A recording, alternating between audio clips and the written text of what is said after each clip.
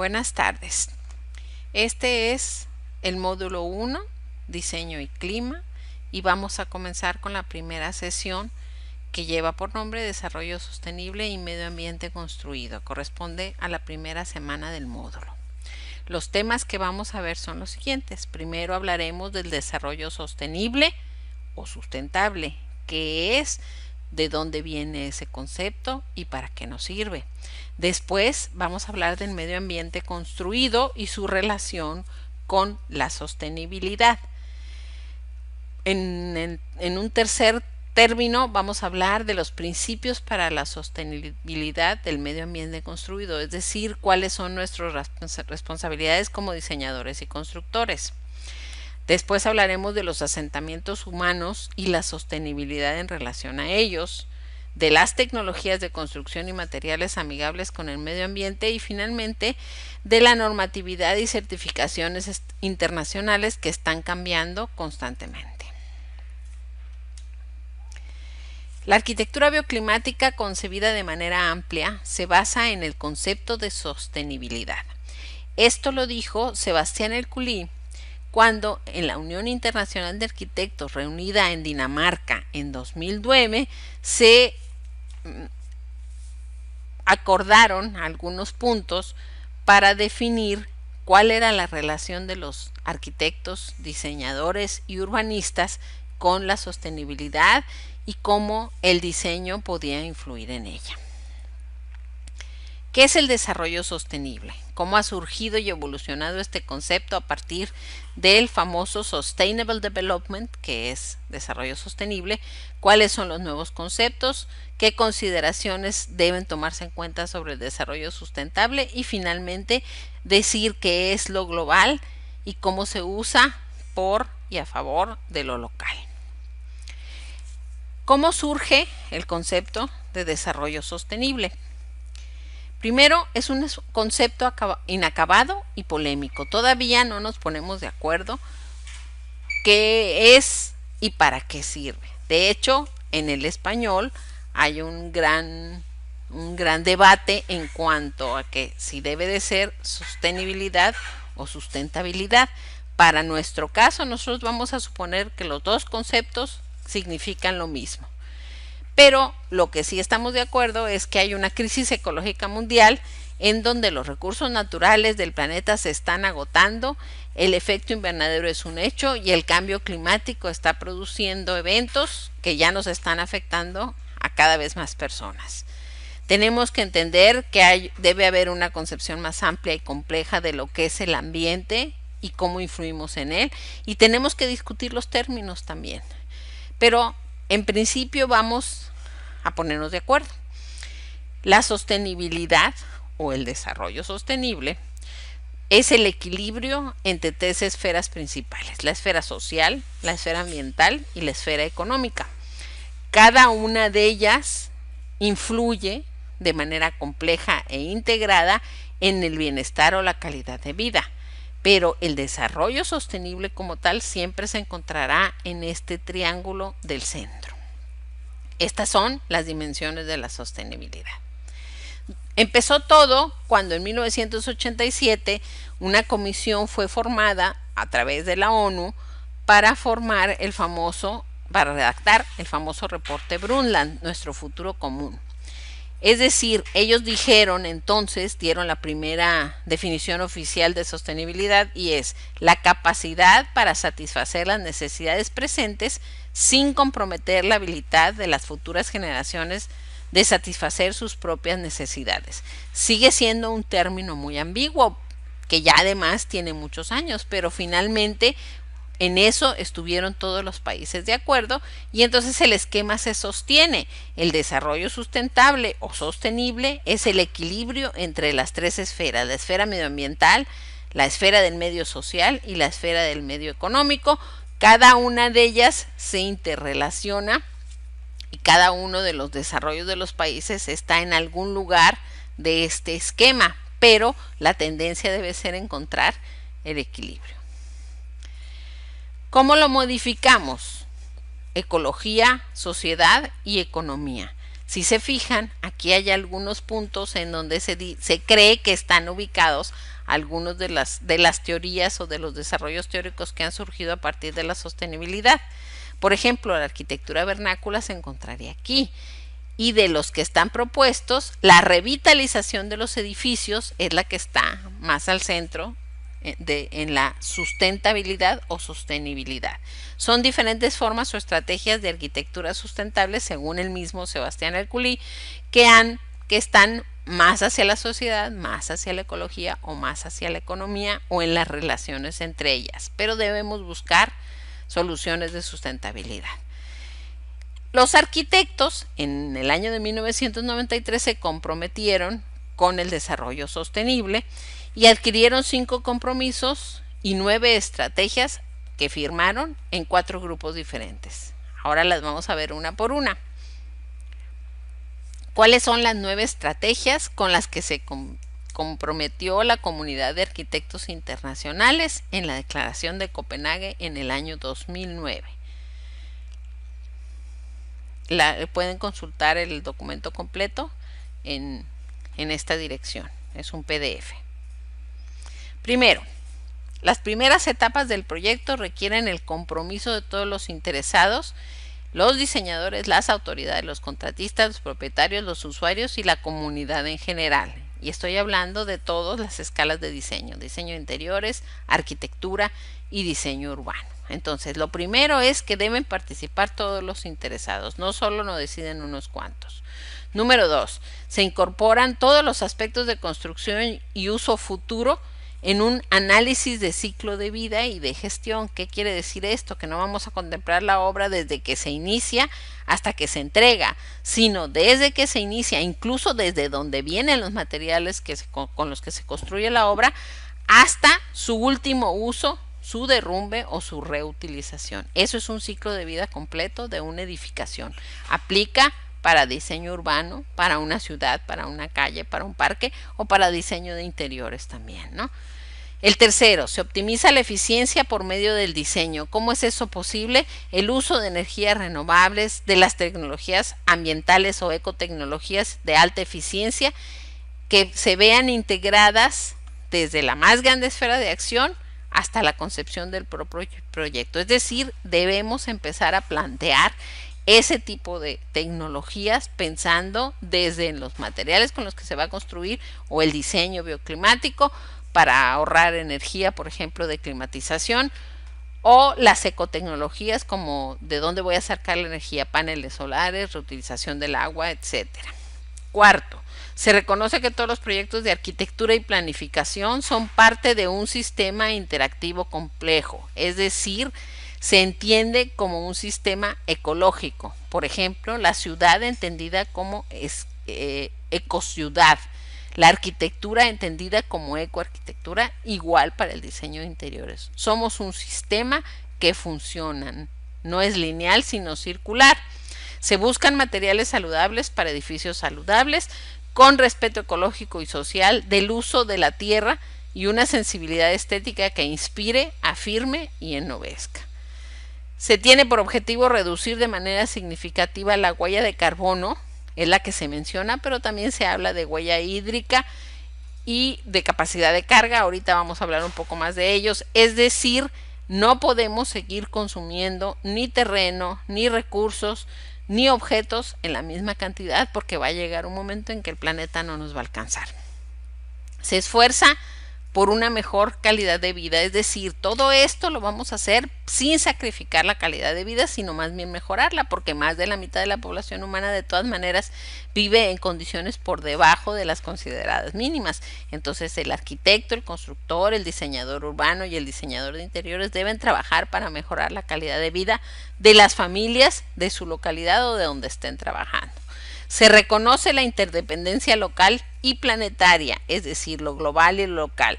Estamos en un lugar explícito con necesidades, características, cultura específica. Sin embargo, nos movemos también, y en esto tiene mucho que ver la red y las comunicaciones por internet, de una manera planetaria y global. Y el clima finalmente es global. El calentamiento global nos está afectando a todos. Entonces tenemos que entender las dos escalas y trabajar en ambas.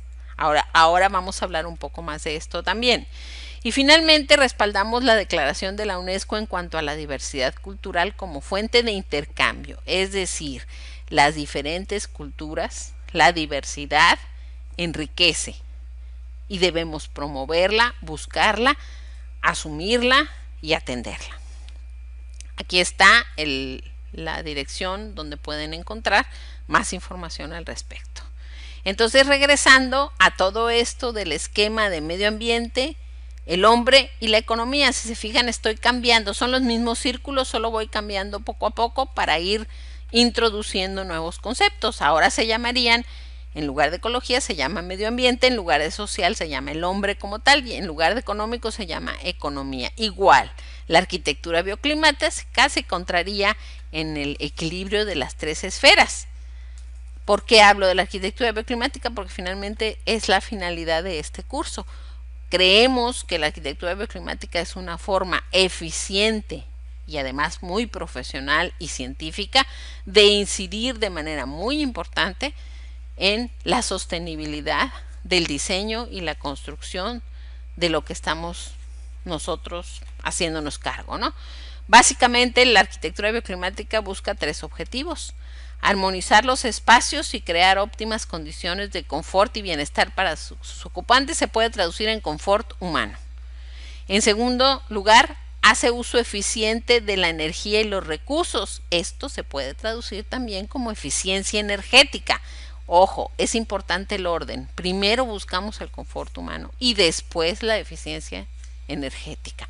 Y por último, en tercer lugar, integramos al hombre a un ecosistema más equilibrado, es decir, nos estamos asumiendo como un ecosistema y esto lo que quiere decir en pocas palabras es que estamos minimizando el impacto ambiental, estamos entendiendo cómo funciona el planeta y acoplamos el diseño arquitectónico, el diseño urbano y el diseño de interiores en función de un ciclo de ese sistema.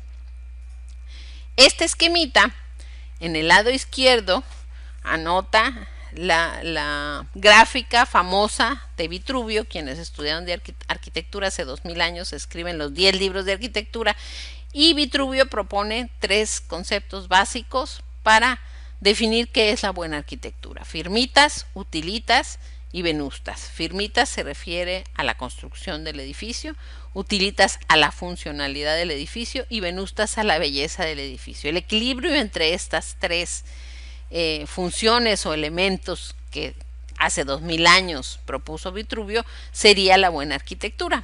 Nosotros entonces agregaríamos aquí uno más, que sería en latín para no discordar, que se llamaría restituitas. ¿Qué quiere decir? Que restituimos o adaptamos la construcción humana, la construcción artificial, ya sea exterior, interior o de diseño de interiores, la adaptamos al medio ambiente en donde se está desarrollando. Eso es muy importante. El esquema nace del hombre de Vitruvio, del hombre de Da Vinci, y es el que toma Vitruvio para proponer sus tratados de arquitectura. O sea, la medida central, y por eso el primer objetivo de la bioclimática es el confort humano. La medida central de las cosas es el hombre, pero no una visión egoísta del hombre, sino una visión en donde el hombre forma parte de un ecosistema mucho más amplio que él mismo. Entonces el esquema se ha modificado más y nos pone al centro de la arquitectura bioclimática, en donde se propone espacios saludables y confortables, es decir, confort humano, con eficiencia energética, uso eficiente de la energía y de los recursos, o sea, los materiales con el que se construyen las cosas, y la integración al medio ambiente. ¿Cómo podemos lograr este equilibrio a través de la arquitectura bioclimática? Pues eso es lo que vamos a tratar de lograr en este curso. Cambiemos de tema. ¿Cuáles son los nuevos conceptos? Para empezar, tenemos que empezar a hacernos hermanos de los ecólogos, no los ecologistas. ¿Qué quiere decir ciclo de carbono, ciclo hidrológico o capacidad de carga, por ejemplo? Son términos que vamos a oír cada vez más en los procesos de diseño porque nosotros estamos interviniendo en ellos. El 50% de la industria de los gases de efecto invernadero que están causando el cambio climático provienen de la industria de la construcción. Por lo tanto, somos responsables de la mitad del problema. ¿Qué es lo que tenemos que ver? Bueno, por un lado, el desarrollo sustentable o sostenible no es un desarrollo limitado. Sabemos que el planeta tiene recursos tanto materiales como energéticos limitados. Por lo tanto, tenemos que actuar en consecuencia. Si cada vez somos más población, tenemos que tener cuidado de utilizar los recursos, de renovar los que son renovables y de utilizar al mínimo posible los no renovables, porque esos no los vamos a poder volver a conseguir nunca. Y no tenemos derecho a consumir, si vamos con el concepto de desarrollo sostenible, no tenemos derecho a consumir lo que les corresponde a las siguientes generaciones.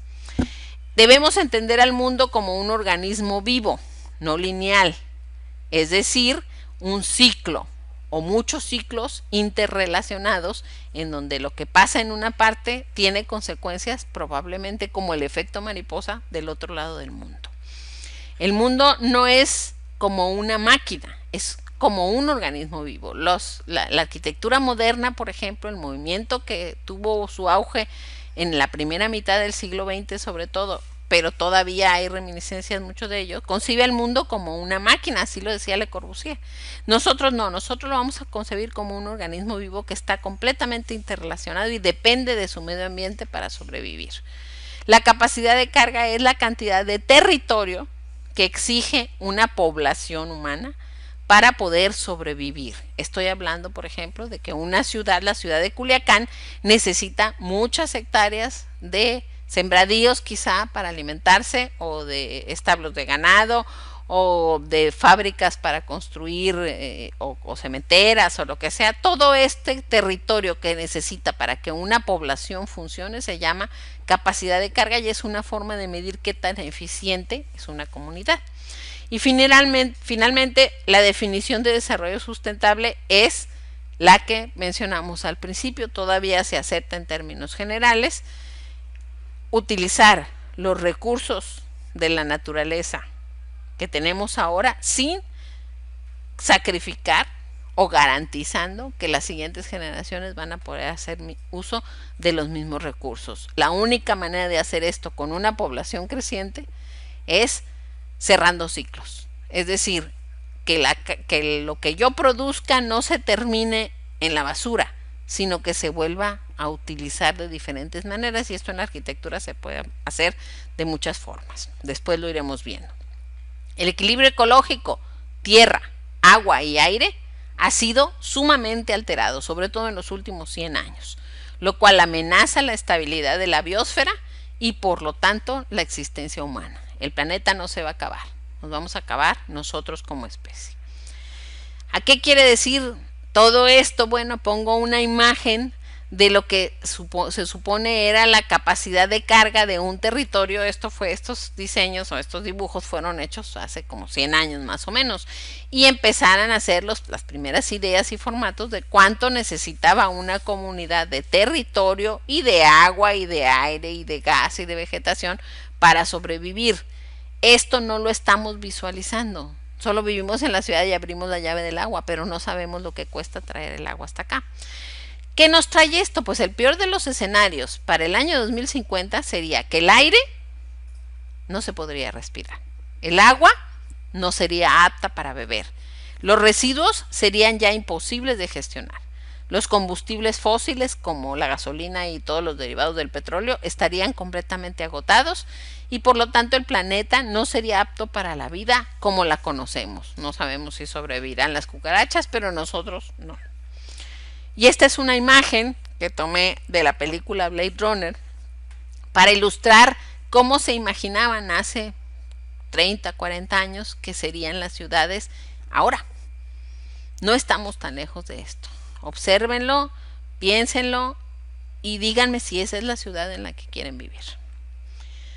¿Cuáles son otras consideraciones sobre el desarrollo sostenible? Vamos a reflexionar, y todas estas afirmaciones son cosas que les dejo para que ustedes reflexionen en ellas, porque pueden estar de acuerdo o no y vale la pena discutirlas. Cada elemento existente está ahí por una razón. Nada es gratis, todo tiene una razón de existir. Cada problema también contiene su propia solución. Es decir, si sabemos analizar bien el problema, tenemos la mitad del problema resuelto. 3, cada elemento cumple diferentes funciones y cada función debe ser satisfecha por muchos elementos. Es decir, nos conformamos o nos relacionamos en forma de redes y lo que hacemos en un nudo de la red puede influir en muchos otros. No nos relacionamos de manera lineal, sino en manera de red. Debemos restaurar en lo posible los procesos cíclicos de producción y descomposición de la naturaleza. Para esto les recomiendo que vean el video, se los voy a poner sobre el blog, vamos a trabajar también con el blog, el video de The Story of Stuff, la historia de las cosas, donde explica muy bien por qué es un proceso lineal y cíclico y por qué debemos recuperar los procesos cíclicos. Después debemos pensar diseños con apertura y flexibilidad. Busquen al premio Pritzker de hace un par de años, Aravena, ¿por qué sacó el premio que sacó diseñando esas viviendas? Porque eran viviendas flexibles y esa es la vivienda del futuro.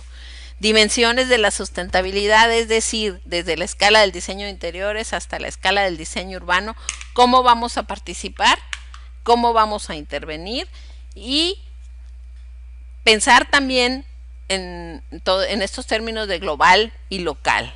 ¿Qué vamos a decidir en términos globales y qué parte de las decisiones van a ser locales? ¿Y por qué? Y eso en cada problema va a ser diferente. Las etapas y escalas es parte de lo mismo y pues la diferencia entre los países desarrollados y tercer mundo. No es lo mismo hablar de sustentabilidad en un país en donde han consumido, Inglaterra quizá o los Estados Unidos, han consumido los recursos y la energía durante muchos años, que de países de África en donde prácticamente sus recursos y su energía se los han consumido otros países colonizadores y pues tienen derecho al mismo desarrollo. Aprendamos de la naturaleza que ha subsistido y ha evolucionado durante billones de años por su flexibilidad, su apertura al cambio, la simbiosis, que quiere decir el trabajo en equipo de los diferentes elementos vivos y no vivos, la adaptabilidad, su adaptabilidad como naturaleza y también su economía. No gasta más de lo que necesita, gasta lo mínimo necesario para producir lo que necesita para sobrevivir. Volvamos al esquema de las 3 esferas: sociedad, economía y medio ambiente, en cuyo centro está el equilibrio de la sostenibilidad. ¿Qué es lo global contra lo local? Hay un dicho que dice pensar globalmente y actuar localmente. Lo que queremos son ciudades, arquitectura y lugares o espacios sustentables o sostenibles. Es decir, estrategias para introducir el desarrollo a partir de una metodología participativa que moviliza los recursos de la sociedad civil en colaboración con el Estado y el mercado. Se dice fácil, pero lograrlo es difícil porque tenemos que pensar globalmente, pero actuar localmente. Es decir, pensar como están pensando en Europa, en Asia, en África, en Estados Unidos y en Sudamérica, pero actuar con los materiales, la energía y los recursos de la localidad. Preguntas de comprobación de esta primera parte. ¿Cómo surge y evoluciona el concepto Sustainable Development o desarrollo sustentable o sostenible? Acuérdense que en español son los dos conceptos. Entonces hagan memoria o vuelvan a revisar el video para ver de dónde viene y cómo surge. Pueden investigar en la red, hay mucha información. ¿En qué se diferencia el desarrollo sustentable del modelo productivista impuesto por la modernidad? La pista para esto sería pensar en la ciudad, por ejemplo, como una máquina o en la ciudad como un ecosistema. ¿Cuál es la diferencia? Regresen atrás, busquen información y traten de contestar esta pregunta. ¿Por qué aprender de la naturaleza es un principio esencial del desarrollo sustentable? Pues es como el ejemplo más clásico, más propio, más inmediato que tenemos, pero hemos perdido la capacidad de observar la naturaleza. Hay que recuperarla porque allí hay muchas ideas. Contesta las preguntas en tu cuaderno de notas. Comencemos con la segunda parte. Samuel me dice que hay 2 errores que debo atender. Uno, que repetí en varias ocasiones arquitectura bioclimática cuando debía haber dicho diseño bioclimático. Por favor, estén muy pendientes. Estamos trabajando en las 3 escalas de diseño: diseño de interiores, diseño urbano y arquitectura. La segunda aclaración que me hizo es que dije países del tercer mundo y eso ya no es políticamente correcto.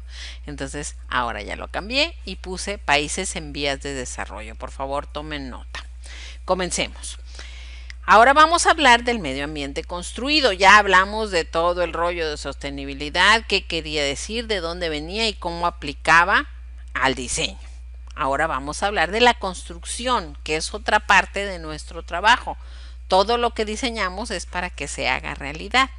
Vamos a saber cómo es el medio ambiente, cómo se clasifica, cuál de esos por decir de alguna manera, medios ambientes son construidos, sus relaciones externas e internas y finalmente lo que mencionamos ya, el ciclo de vida, qué es, para qué sirve y cómo debemos comprometernos con él. Primeramente, el medio ambiente se clasifica, hay muchas clasificaciones, esta es solo una de ellas, en el medio ambiente natural, el medio ambiente social y el medio ambiente construido, que en diseño urbano llamamos medio ambiente artificial. El medio ambiente natural es, cada vez queda menos, pero es la base, es el más importante porque es la base de nuestra vida y de nuestro planeta. El medio ambiente social son las relaciones y las culturas, inclusive la economía, que surgieron de las relaciones humanas y su evolución. Y el medio ambiente construido es aquellos tangibles o cosas físicas tocables que estamos diseñando todos los días y que es nuestro trabajo cotidiano. Las relaciones entre el medio ambiente construido y el no construido y el social son elementos de todos los días para las personas que trabajan ecología. Y nosotros tenemos que aprender a comprender esas relaciones. Las relaciones entre estos subsistemas y el medio ambiente, los subsistemas del medio ambiente construido, que serían el urbano, el periurbano, el agropecuario y el natural. Nosotros trabajamos sobre todo en el urbano y en el periurbano, pero finalmente afectamos el agropecuario y el natural. Y finalmente, ¿cuáles son las contradicciones que existen entre la ciudad o medio urbano y el campo o lo que queda del medio natural? Ojo, el medio agropecuario ya no es medio natural. Utiliza muchos de sus elementos, pero finalmente está muy alterado por el hombre.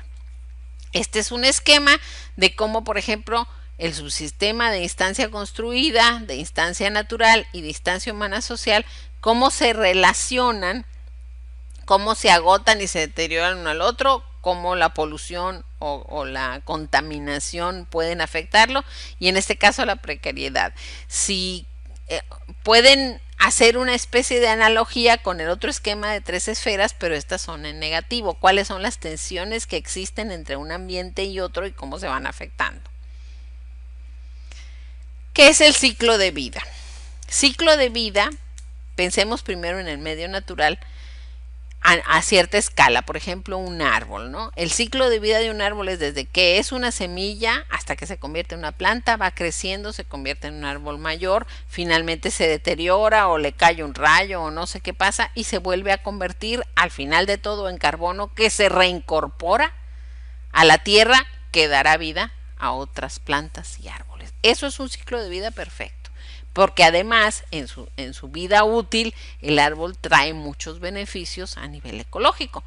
Entonces, los elementos ecológicos de un planeta deben cumplir con ciclos de vida. Sin embargo, la parte donde a nosotros nos toca producir, que finalmente la producción y el consumo son en esencia los medios por los que nos desarrollamos económicamente, resulta que son ciclos, no ciclos, sino procesos lineales. Empezamos a construir un equipo, por ejemplo, un teléfono celular, de la nada, con materiales, lo convertimos en otro y en unos pocos años el celular ya se volvió inútil o queremos uno nuevo y entonces el celular va a la basura. Los que hayan visto el video que les recomendé se darán cuenta como en los hogares estadounidenses en 6 meses la mayor parte de los productos consumidos acaban en la basura. ¿Cómo podemos reducir el consumo energético para que nos alcance para todos, en lugar de estarlo creciendo? ¿Cuántos contactos tienen en sus habitaciones las casas más nuevas y cuántos tenían las casas más viejas? Eso nos da una idea de cuánta electricidad se está consumiendo extra, cuántos automóviles había y cuánta gente se movía en bicicleta, a caballo o a pie. Y ahora cómo se mueven. Entonces, eso además de que somos muchas más personas. Entonces, eso tiene pues incidencia importante y aumenta el consumo energético en cantidades estratosféricas. Si nos alimentamos para ese consumo con gasolina, pues eso nos va a durar unos pocos años más. ¿Qué fases tiene este famoso ciclo de vida? Primero extraemos las materias primas para fabricar lo que sea. Piensen en cualquier cosa. Aquí está representado así. Es la extracción. Minerales, maderas, vegetales, el ganado, la comida, lo que quieran son materias primas. Después pasan a la industria y se procesan y se convierten ya sea en artículos, en elementos, en alimentos, lo que quieran. Pasan por un proceso productivo que generalmente consume mucha energía y produce muchos residuos. Después viene la manufactura, se procesan los materiales, por ejemplo, si se extrae la madera, se procesa aquí, pero luego se convierte a lo mejor en muebles, por ejemplo, ¿no? O en cajas de empaque o lo que sea, y luego se utilizan, todo esto es manufactura, hasta acá. Aquí ya la gente lo compra a través de la distribución para utilizarlo y finalmente aquí se acaba su vida y el 99% de lo que estamos produciendo acaba pues en el relleno sanitario, ¿no? No sabemos qué hacer con él, es basura. Entonces tenemos que empezar a buscar esta conexión. El reciclaje a último nivel puede ser una solución, pero es una solución mínima porque la verdadera producción de residuos está aquí. Por cada un litro o un metro cúbico de residuos acá, son 7 veces más acá. Entonces finalmente lo que tenemos es que buscar que los procesos desde antes, no reciclar la botella de plástico del agua que me tomé, sino deshacerme de la botella, no usarla. ¿Cómo se puede eso? Hay muchas maneras. Unos proponen que cada quien se traiga su botecito. Pero, por ejemplo, la facultad podría perfectamente tener bebederos. Y eso haría que no fuera necesaria ninguna botella, ni siquiera los botellones de los garrafones. ¿Sí? Entonces, hay que empezar a pensar en esas soluciones. Nosotros, como diseñadores, estamos obligados a ello. ¿Qué podemos hacer? Pues de eso se trata el curso, de buscar maneras. Esta imagen está sacada del video que les recomendé, lo voy a subir al blog de nuevo para que lo vean, y son las mismas fases: extracción, producción, distribución. O sea, esta es la fábrica, este es el Walmart, esta es la casa donde consumen las cosas, y esos residuos, algunos van en rellenos sanitarios a cielo abierto, pero otros se incineran o no sé, ya no hayan que hacer con la basura que estamos produciendo, que es cada vez más. Entonces, el ciclo de vida es otro esquema de cómo es el ciclo de vida, pero hay una en donde del uso pasa al desuso o del uso pasa a la conservación. En el caso de la edificación, por ejemplo, pues hay un edificio antiguo que tiene valor histórico o de belleza arquitectónica, lo vamos a dejar que se caiga solo, se convierta en estacionamiento, o lo vamos a conservar como están haciendo, por ejemplo, en el centro de Mazatlán, están convirtiendo en restaurantes o en boutiques o en hoteles boutique las viejas casas que el INAH no les deja tirar. Entonces, como arquitectos debemos empezar a pensar en eso. El medio ambiente construido en su interrelación con el medio ambiente natural y social, según el modelo de desarrollo dominante que es el capitalista, ha provocado la alteración de los elementos de cada subsistema, pensando en la vida o en el ecosistema, en la ciudad como ecosistema, en la edificación como ecosistema, afectando en gran medida la calidad de vida de sus habitantes. Es decir, nosotros con nuestro propio consumo y las formas en que procesamos los recursos naturales, estamos acabando con nuestra propia calidad de vida. Finalmente es como un suicidio. Nada más que como es en un tiempo largo, no lo estamos considerando. El diseño sostenible requiere del análisis del ciclo de vida de los elementos del medio ambiente construido. Lo que les toca pensar a ustedes es cómo lo aplicarían al diseño de interiores, al diseño arquitectónico y al diseño urbano. ¿Cuál sería el ciclo de vida de los elementos que producimos y cómo podríamos alterarlo para beneficio de nosotros mismos? Aquí hay, este es ISO 14040, es una certificación que se da para diferentes tipos de materiales, y lo que haces es que si las etapas de extracción, procesamiento, transporte, consumo y residuos, cómo las vamos a modificar y qué impactos medioambientales tienen para poder nosotros influir en la medida de lo posible, si es posible en todos, si no en algunos, pero pensando como diseñadores o como arquitectos, cómo podemos entrarle a cada uno de estos. Entonces hay que pensar, bueno, si soy arquitecto, mi producto es un edificio, ¿cómo incido en cada una de estas cosas? ¿Voy a usar bambú? ¿El bambú es ecológico? No necesariamente, en China es ecológico, aquí quién sabe, porque aquí no producimos bambú y necesita mucha agua, entonces quizá aquí el bambú no es ecológico, en otros lugares será. Y así revisar cada uno de los círculos, a ver en cuál podemos incidir. ¿Cuál es la forma, por ejemplo, de producir como arquitectos menos residuos? Si yo uso tableros de triplay para cimbra y la cimbra viene en medidas inglesas, si yo diseño en metros, seguramente voy a tener mucho más sobrante que si diseño en pies o en yardas, porque así vienen los materiales. Ese tipo de cosas que parece que no tienen una relación directa influyen muchísimo y pueden querer decir que se produzcan mucho menos residuos. Cosas tan sencillas como en mi casa se usa el papel por los dos lados. Escribo de un lado y escribo del otro. Yo, ¿por qué les pido el reporte estándar impreso? Ustedes no van a imprimir, ustedes nada más van a mandarlo digital. Pero ¿por qué lo pido impreso por los dos lados? Porque es una manera de cortar a la mitad el consumo de papel. Tan sencillo como eso. Entonces hay que empezar a pensar en esas cosas. ¿Cómo aplicamos este concepto de ciclo de vida a la construcción? Aquí hay algunos esquemas para que los analicen y los vean con calma.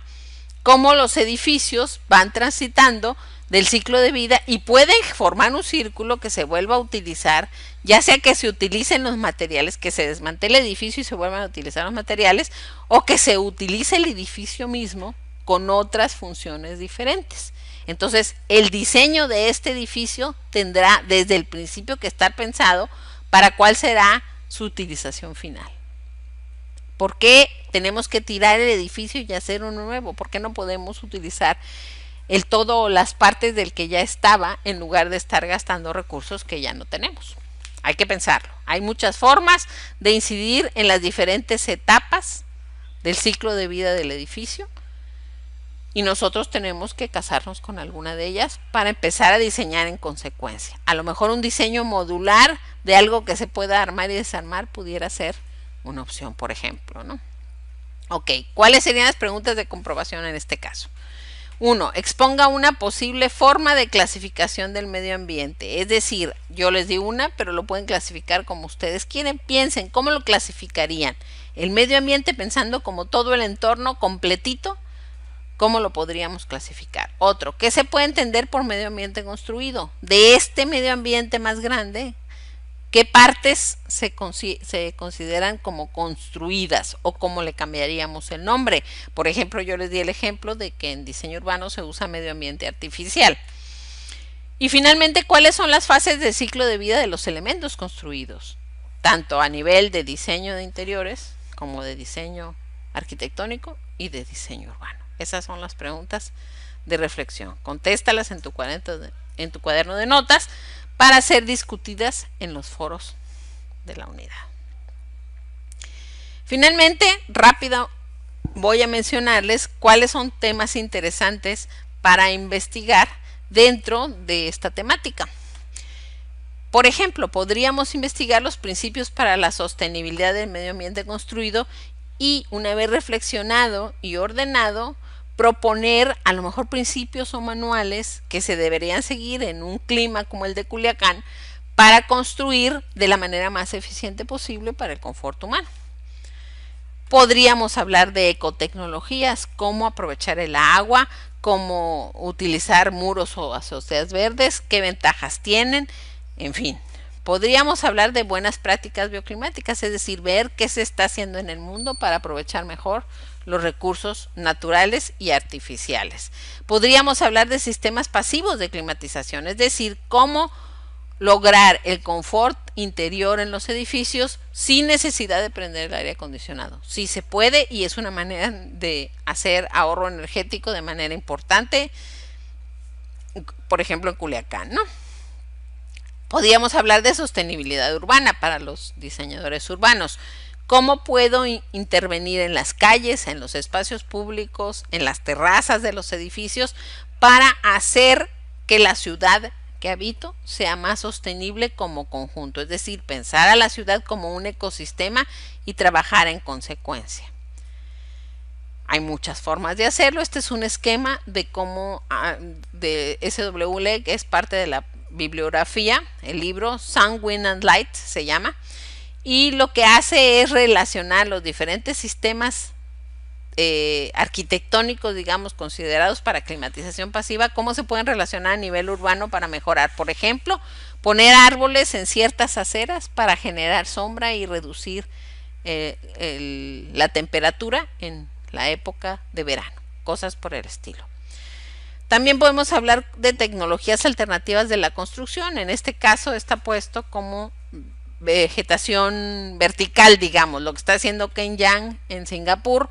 Ya no tienen espacio para construir hacia los lados, es una isla, entonces están construyendo hacia arriba en las alturas. Sin embargo, la gente piensa de entrada que no es posible cultivar vegetación en las alturas, y Kenyang dice que no, que claro que es posible, y está naturando edificios completos. Entonces, él está proponiendo tecnologías para llevar la vegetación a las alturas, y tomando en cuenta, por supuesto, ventilación, iluminación natural, materiales, etcétera.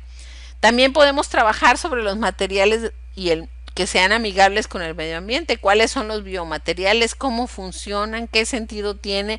Porque el hecho de que sean materiales más cercanos a los recursos naturales no necesariamente quiere decir que sean materiales más sustentables. También depende de su disponibilidad, porque si los tenemos que transportar de muy lejos, entonces acabamos con su sustentabilidad. También materiales producto de reciclaje o residuos pueden servir para construir, y esa es una manera de reutilizar en lugar de mandar las cosas a la basura. Hay gente que lo está haciendo en todas partes. Y pues la base de la sustentabilidad es trabajar con los recursos disponibles en el lugar, y el ejemplo que mejor se me ocurre es el de la escuela Handmade School, se llama, en Rudrapur, de Anna Heringen, que pues la ponen ahí y le dicen, pues que me van a dar dinero para construir. No, pues no tengo. ¿Qué hay aquí? Pues hay tierra, bambú y gente que trabaja. Pues con eso construyó y se ganó todos los premios del mundo. También están trabajando, por ejemplo, con bloques plásticos en Colombia. O sea, están trabajando con lo que hay cerca del lugar, tanto en materiales como en recursos intelectuales. Si la universidad está produciendo o experimentando con diversos materiales, por ejemplo, entonces pues valdría la pena. Hay que estudiar el caso, por ejemplo, si el que produce azúcar, ¿cómo se llama? El ingenio azucarero de Navolato produce azúcar y genera toneladas diarias de bagazo de caña.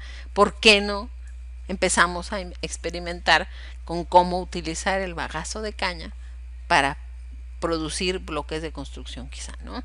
En lugar de pensar que vamos a traer bambú de China. Ok.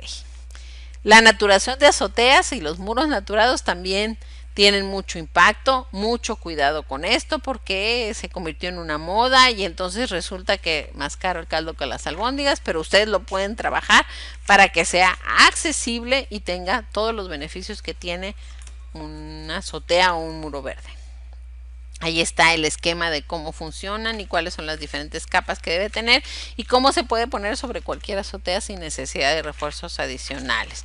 Los sistemas de captación de agua de lluvia, tanto a nivel arquitectónico como urbano, son muy válidos, tienen sentido, sobre todo porque cada vez tenemos más inundaciones pero menos agua potable. Suena como una contradicción. Bueno, esto puede solucionar el problema, reduce el problema de inundación, pero también aumenta la posibilidad de potabilizar el agua para los usos en el hogar, ¿no? O en las escuelas o en las universidades, o lo que quieran.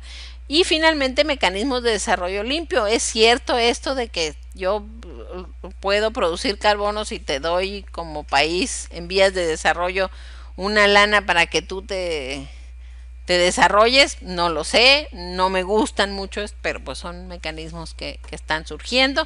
A mí me parece que acaban siendo pues más discriminatorios, ¿no? Pero finalmente son modelos que están surgiendo y que están funcionando para algunos, hay que considerarlos y a lo mejor ustedes tienen una solución. Y finalmente, sobre normatividad y certificaciones internacionales también se puede investigar. Este es el esquema de LEED, que es la certificación clásica de los Estados Unidos. Se ha convertido en un excelente negocio. A mí en lo personal no me gusta porque, por ejemplo, para poder clasificar como LEED platino, tienes que a fuerza tener un sistema de aire acondicionado. Pues quiere decir que para los sistemas pasivos no es muy útil. Pero hay otros, muchos. El BREEAM, por ejemplo, del Reino Unido, Passive House, que trabaja con casas en Alemania, el CTE en España y el NZEB, que es internacional. Y cada vez es net zero, cada vez están produciéndose más. El chiste es que empecemos a seguir, estos son indicadores básicamente o parámetros para tú poder decir si tu edificio tiene tal calidad ambiental o no. Eso es todo, eso es lo que hacen. Entonces pues ahí están los logotipos de algunos de ellos, además de LEED, dónde puedes trabajar y cómo. Los ejemplos, hay muchos de arquitectura muy ilustrativa que tiene mucho de dónde sacar. Por ahí pongo también en el blog algunos videos. Esta es la famosa 8 House en Copenhague del equipo de Big o de Jarp Inkels en Dinamarca. Ahí pongo la dirección de un video que pueden ver, que a mí me gusta mucho porque ejemplifica muy bien el proceso de diseño. Y finalmente les pongo el Cienca Home, que es de Mario Cucinella, un italiano, y que también son departamentos para gente joven, accesible y con energías renovables. Hay que considerarlos y pues ver la manera de buscar lo más interesante de cada uno.